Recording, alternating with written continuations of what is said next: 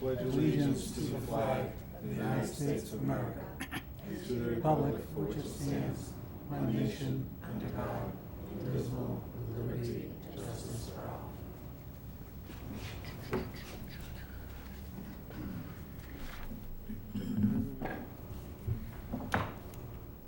I believe we're at superintendent's report. Thank you, Mr. Mayor. Oh, for some reason, I have Dr. Skaza's report in front of me. Okay. That would be awkward. Meeting with Attorney General Andrea Campbell's Education Transition Team. On January 4th, Assistant Superintendents Ms. O'Brien and Dr. Skaza, Director of Finance and Operations Mr. Diaz, Director of Human Resources Mrs. Brown, and I met with Attorney General Andrea Campbell's Schools Education Subcommittee. We were identified as a stakeholder group through our partnership with the Center for Restorative Justice at Suffolk University, and that is the group that we partnered with for our restorative justice trainings. During our time with the subcommittee, we highlighted our concerns regarding school transportation issues for our neediest students. We also advocated for a statewide department or point person that could provide detailed information to districts regarding students and families that will be temporarily located in cities and towns so that we can be better prepared to provide immediate services. The Richer School Project. On Wednesday, December 21st, the Massachusetts School Building Authority, MSBA, voted to approve the Richer Elementary Statement of Interest, referred to as the SOI, into the next stage of the process, the eligibility period. Our SOI was one of 10 SOIs selected by the board out of 54 other core program SOIs. The eligibility period for this project kicks off on June 1st, 2023. At that time, we will enter a 270-day period that ends with the city allocating funds for the feasibility study by February 26, 2024. The second appropriation for actual construction of the building would happen around July 1st, 2025.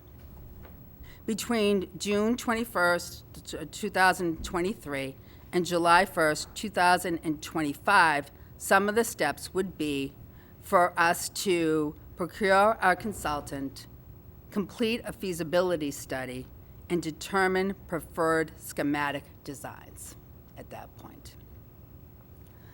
Finally, I have attached to my report and to the packet that was emailed out, because they're very large documents, the Assabet Valley Collaborative's FY22 annual report and the FY22 financial statements. These two attachments were submitted to the Department of Elementary and Secondary Education. The financial statement has also been submitted to the State Auditor's Office by the collab. Any questions? Questions from the committee, Mrs. Hennessy? Thank you.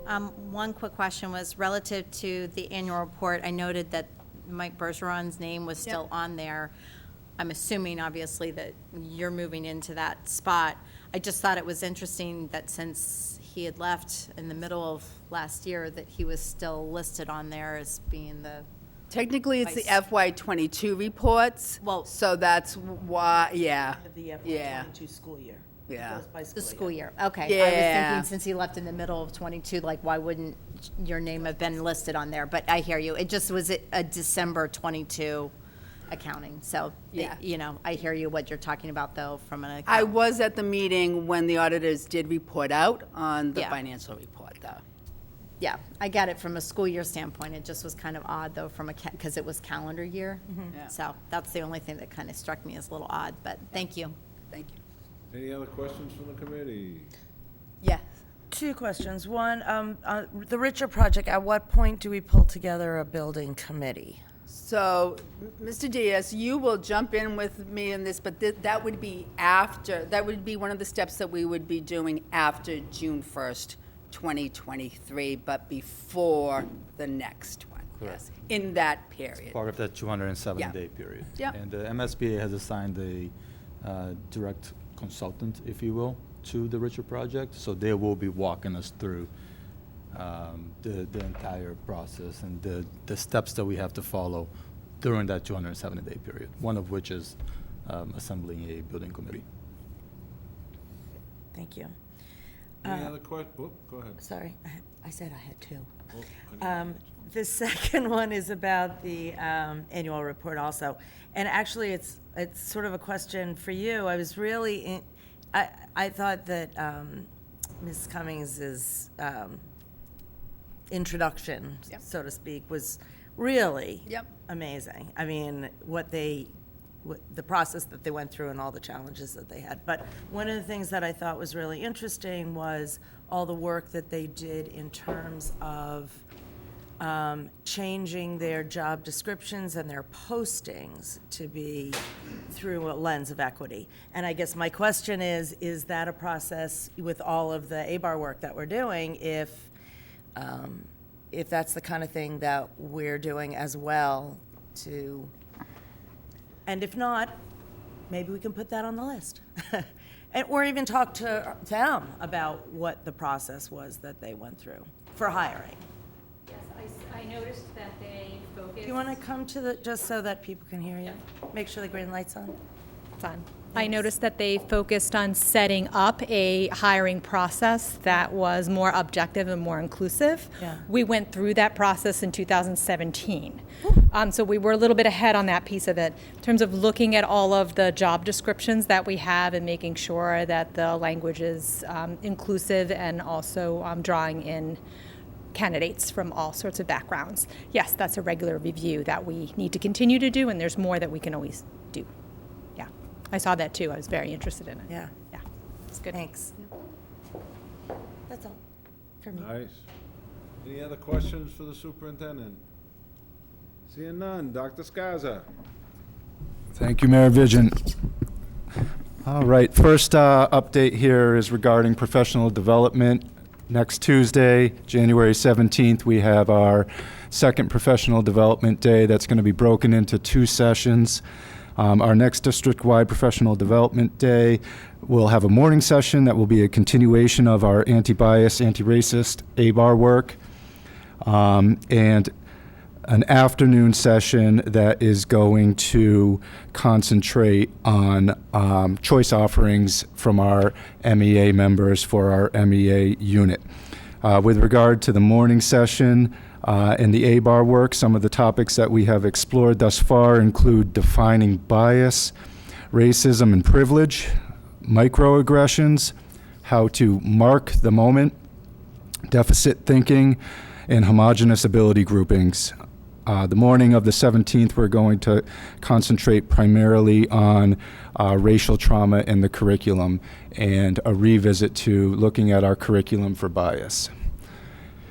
We are proud of the courage and efforts of many of our staff members who have stepped up to facilitate ABAR training sessions. It's a very delicate subject, and we have many staff members who have stepped into facilitator roles and displayed a lot of courage in those roles.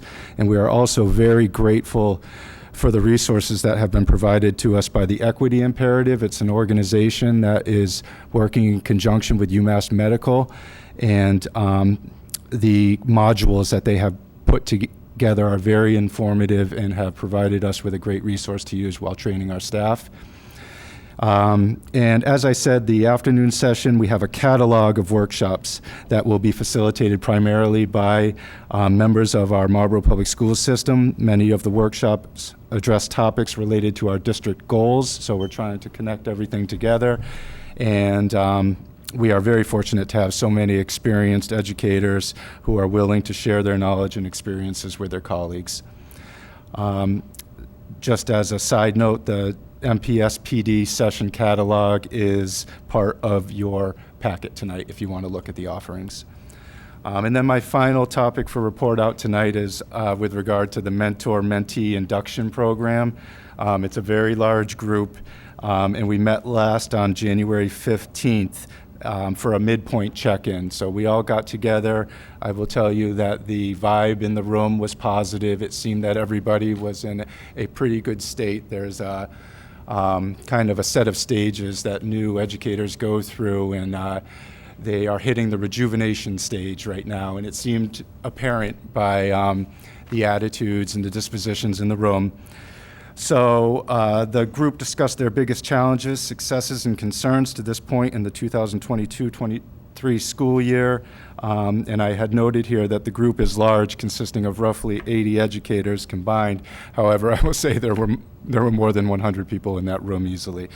So we have a really strong mentor-mentee induction program, and my anecdotal observations, if you will, of the attitudes and the relationships all seem positive, and that there are good relationships. So very happy to report out on that.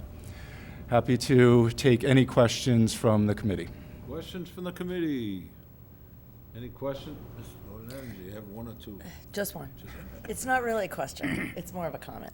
But going back to the Assabet Valley description of what they went through, one of the things that it says that they did is that they have implemented using their own staff to provide professional development.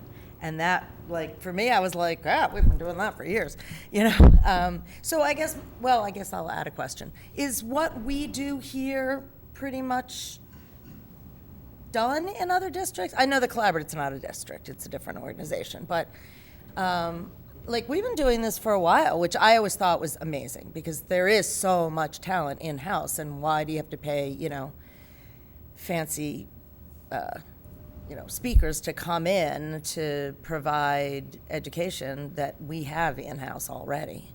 Yeah, I think it's nice to support the efforts with the Sure. keynote speakers and whatnot, like Dr. Brown that we had for our Yes. session in November. Everyone really loved him. He had a great message. But to your point, we're very fortunate to have so many individuals in-house who are willing to step up and take on those facilitator trainer roles. So with these two topics with the ABAR, since I can recall in November of 2021 when we started the ABAR work, we've kind of been taking the resources that are afforded to us and then constructing our own training for our staff, and I think it's well received because of that. It's colleagues training colleagues, and it's more of a real experience.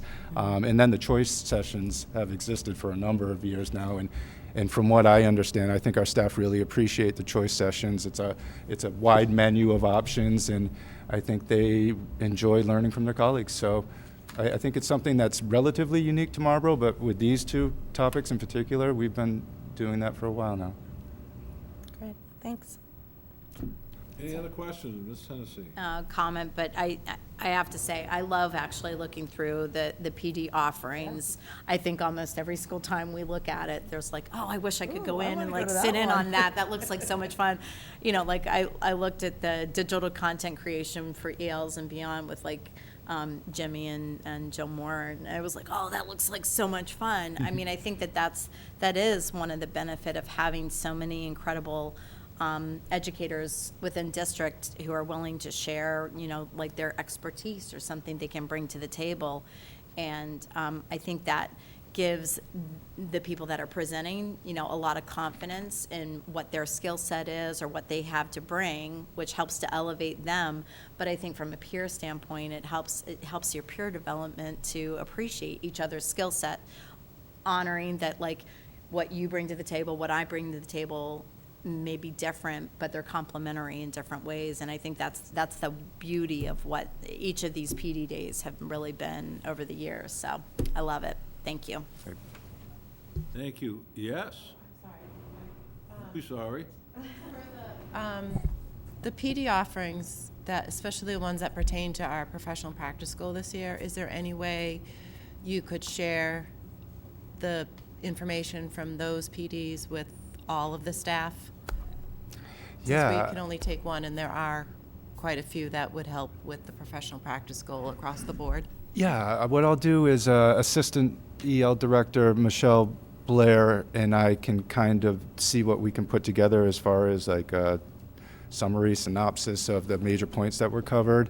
I know that they're offering sessions for different target audiences at elementary and secondary, but we can certainly synthesize that and talk about steps to make sure that everyone gets that information because it is connected to a Yeah, I'm district-wide just looking professional at the practice. sentence frames one and the language Oh. objectives, so it might, that's been a big topic among the teachers about, having good examples to go by. Okay. So I think it would be helpful with, especially, like I said, with the professional practice school, if we could have that information shared with all staff. Yeah, absolutely. I'll work with Michelle Blair on that, and we'll plan to get that out. Okay. All right, thank you. Any other questions? Thank you very All much. right, thank you, Mayor Vigil. Entertain a motion to approve the minutes for December 13th. Move to approve. Motion made and seconded to approve. Any discussion? Seeing none, all those in favor? Opposed? Carries. Student Council MASC Annual Conference. Come on up.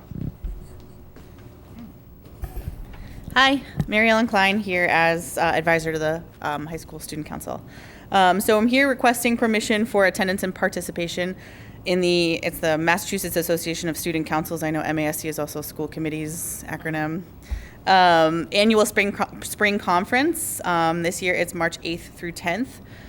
It's a 3-day, 2-night conference held at the Resort and Conference Center in Hyannis. Student council members and advisors are engaged with nationally recognized speakers, workshops, awards, music, and dancing. It's a rewarding opportunity for leadership development of our most active student council members. Our last opportunity to actually go to this conference was March 2020. And the state board actually has hosted virtual and in-person events to match the protocols in health and safety since, but this will be the triumphant return of the 35-year tradition. And we'll have a small delegation looking forward to the opportunity with your permission. Attendees are trained in leadership through cutting-edge small and large group workshops with national presenters and student hosts, which allow all the delegates an opportunity to share ideas and learn new skills. There is a formal awards recognition banquet that recognizes student achievement and council excellence at the end. And it's also a great opportunity for networking with like-minded students across Massachusetts. So, just seeking permission. Questions from the committee? Mrs. Hennessy. I have to say that I think this is an incredible opportunity. I know personally, my daughter had the opportunity to attend I wish you so good. that last event, and it really, I think it really helped to shape her interest in being an active participant on behalf of the students and being a student advocate. And I think it's a great opportunity for our students to have this. So thank you for bringing it forward. Bodenja.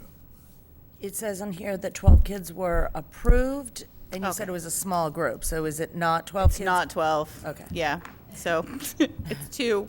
2, okay. Yeah, but we're on the rebound just like everything else, I think, with getting kids to go to those kinds of things as well. And it's kind of expensive.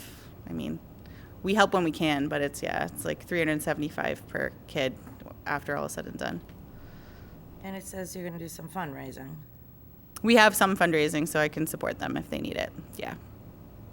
I would also Want just to make sure that nobody's not. Oh yeah, able no, to go because that of was money. at the opportunity to apply for sure. Yeah, if there was any need for support. I was going to say, it's a very tough time frame Yeah. because I know that at least there are a number of kids that are involved in, like, say, the musical, and the musical is happening literally like a week after that, and so many of them are not necessarily able to kind of straddle even putting their name into the hat on being involved in that just because of the time frame. You know, they're both important commitments, but you can't really split and divide to do all of that. So there have been a number of kids, I think, that couldn't even necessarily offer up to be Also, shout out to Jimmy Verdon for changing the MAJE Right. competition jazz, date. right. Yeah, There's like a- there's a Able to jazz change? competition. He changed the date. Like he's going to a different location so that one of our kids, one of the two, can attend. Right. So there's just a lot of things, just like, that, yeah. a lot of things that are all at that same time period, unfortunately. Yeah. Any other questions? Entertain a motion. Move to approve. Motion made and seconded to approve. Any further discussion? Seeing none, all those in favor, opposed, carries. Thank you. Have fun. You're welcome. Public participation. Any public participation? Any public participation? Seeing none. Superintendent Murphy. Yes, thank you. I have asked Mrs. Brown to join me tonight. As we all know, I'm heartbroken to say that the position of Director of Finance and Operations will be vacant as of July 1st, 2023. Did I say I was heartbroken? I'll just say it Are you again. sure it isn't 2024? Well, I heard 25. I said, we're trying to be grown up and respect. And so we'd like to discuss an interview committee and timeline for a process to try to find a candidate to replace Mr. Diaz. So at everyone's seat, Mrs. Brown has left a Director of Finance and Operations search, overview, and timeline and process that we'd like to discuss and get feedback on at this time, because we do understand it is the school committee's appointment, I believe, that we would make a, potentially with your approval, bring forward a candidate. So, yes, Mrs. Brown? Yes, so I prepared for you the timeline that you have in front of you, some of which has already begun. So we posted December 23rd. That posting is still up. The closing date is the 11th, which is tomorrow. But if need be, if we don't have enough viable candidates in the pool by tomorrow, we will extend and open it until filled. January 10th is on there. That's tonight. Here we are. So just going over our process. So we do have an action item for you, and I'll go over that in a minute. We're shooting for January 12th through February 3rd to be able to conduct the interviews. When the interviews are done, we'll do reference checks, February 6th through 10, and building to the 14th of February when you have a school committee meeting already scheduled. That's when we would anticipate having the superintendent recommend a candidate forward to the school committee to consider for your appointment. That's our plan going into this, and after that, there would be a negotiation of a salary and signing of a contract and planning of a transition time overlapping with our current Director of Finance and Operations, Doug Diaz. So that's the timeline. Are there any questions about that at all, or? From the committee, Hennessy. Thank you. So I'm guessing that you're trying to move this along fairly quickly so that we can try and hopefully capture some people before they would have opportunities to look elsewhere. Is that a fair assessment? That's a very fair assessment. That's exactly Okay. right. Because it does seem kind of quick, and that's, I guess, why I was trying to articulate that might be the reasoning behind this. Because I guess I'm thinking that kind of tough to feel that we would have necessarily gotten a lot of people to apply before tomorrow, based that a good portion of that was over the holiday period. And I don't know, I kind of think that a lot of people are not necessarily scouring, trying to figure out about a new job over the holiday, unless they've been let go somewhere else, and that might be a whole different reasoning. So. Coincidentally, it is almost identical to the time frame that we had when we hired Mr. Diaz 5 years ago. Just fell that way.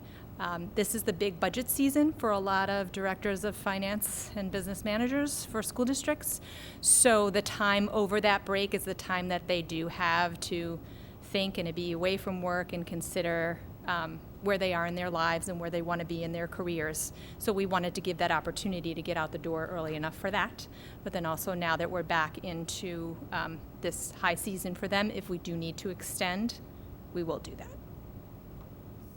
course. And I'm assuming, obviously, and I apologize, because I think you probably sent out about this, but like School Spring, it's obviously out from a posting standpoint.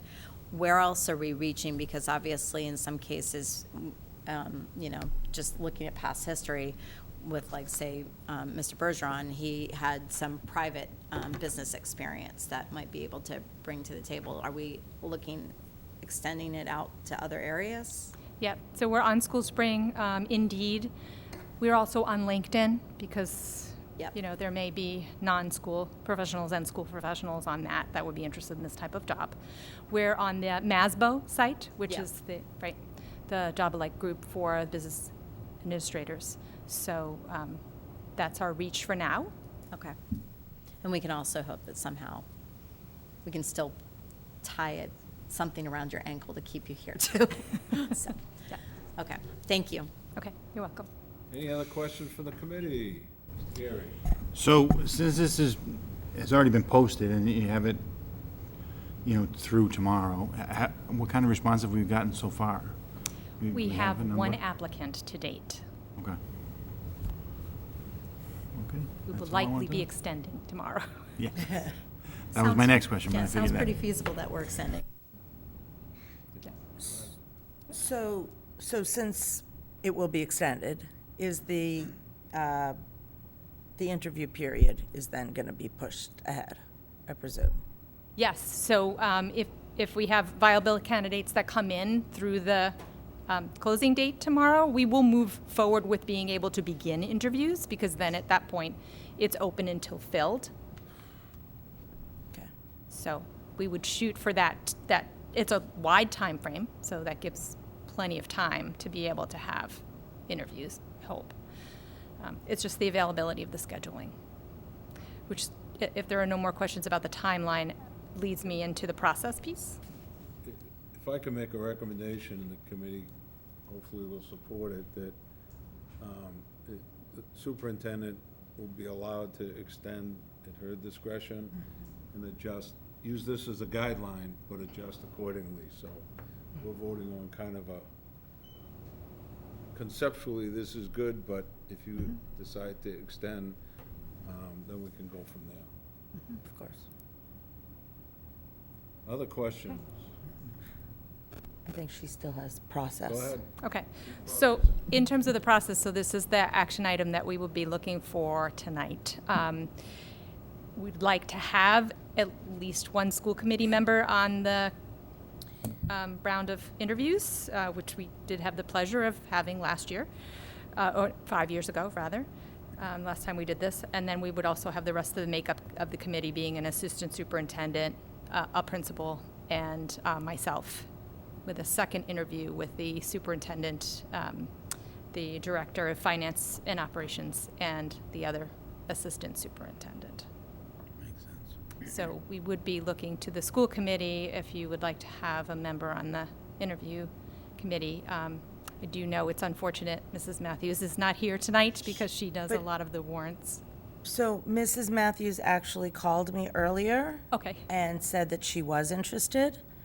My question is, are we limited to one school committee member? Because I would like to do it as well, and I'm not going to fight her for it. You could have more than one. You could have as many as you Okay, want. yeah, so Mrs. Matthews definitely wants to do it, and I would like to do it as well. Okay. Anybody else? I would just say, like, if for some reason there are conflicts as far as dates and things, I would be like an alternate or something if necessary. So, not that we have to have 3, but you guys could put me down as somebody else to be involved if necessary. Other comments, questions, concerns? Oh, but we don't, we're not supposed to do that, we'll vote on it as you have it down as an action item. It's an action item. Yeah. And I guess I would just request, though, that as you need to potentially maneuver it out, if you can at minimum, like, send out a communication to at least just alert us how it's moving out, so we can kind of adjust our expectations, because if we really aren't anywhere near for negotiation of salary and contract on the 15th, it would seem like we're probably going to need to move it out past, like, say, the vacation week. Yep. to have people around and available, just so at least we have a heads up on it. My main concern is if we have viable candidates, that we talk to them and not leave them dangling out there to Yeah. apply to other positions. Exactly. Okay, all right, What I else? think that's it. Good? I think we're good. Thank you. Go for it. Thank you. Acceptance of donations and gift, O'Connor, Oh. what? Oh, so we didn't have to vote on it? I'm sorry, I'm confused. Do we have to vote on it? To Yes. vote when they, you don't have to vote on anything, do we?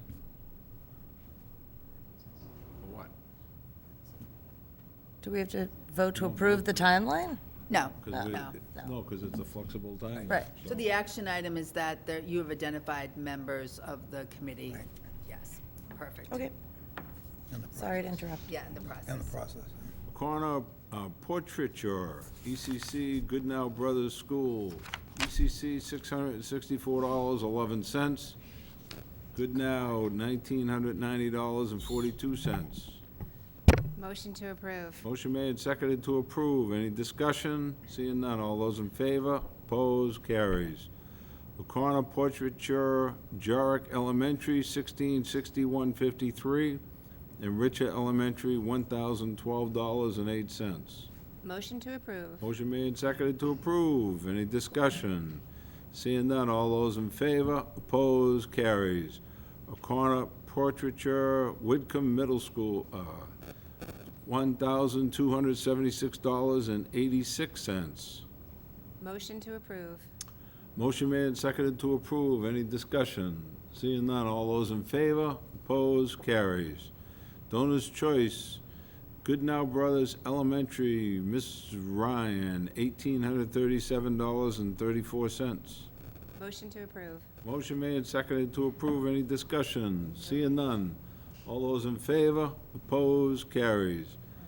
Adopt a Classroom Digital Credit Union, Jarrick Elementary, Ms. Schulman, $250. Oh, motion to approve. Motion made and seconded to approve. Any discussion? Seeing none. All those in favor? Opposed? Carries. Hannaford Supermarket, MHS, $1,378, and Richer Elementary, $300. Motion to approve. Motion made and seconded to approve. Any discussion? Seeing none. All those in favor? Opposed? Carries. Box Tops for Education, Whitcomb Middle, $166, and Kane Elementary, $33. Motion to approve. Motion made and seconded to approve. Any discussion? Seeing none. All those in favor? Opposed? Carries. Maria Del Rosio and Brian Burke, Kane Elementary School, $500. Motion to approve. Motion made and seconded to approve. Any discussion?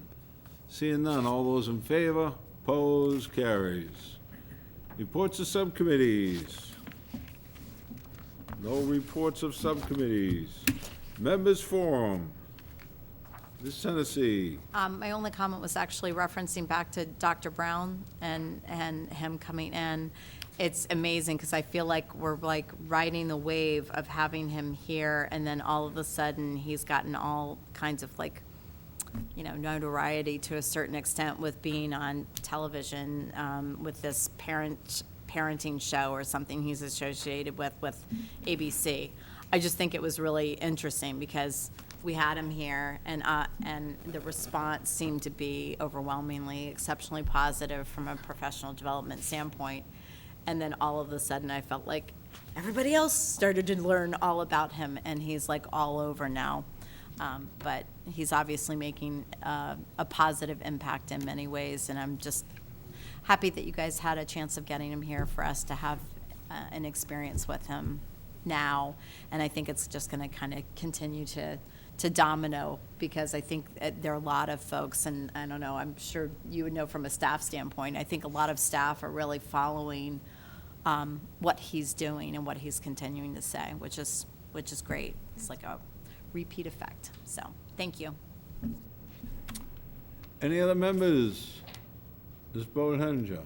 On behalf of Mrs. Matthews, she did review the warrant, and I will sign on her behalf. Nice. We're gonna pay people. Yes, we're going to pay people. Okay, great. Any other members? Seeing none. Move to adjourn. Motion made and seconded to adjourn. All those in favor, opposed, carries. Have a nice, long weekend.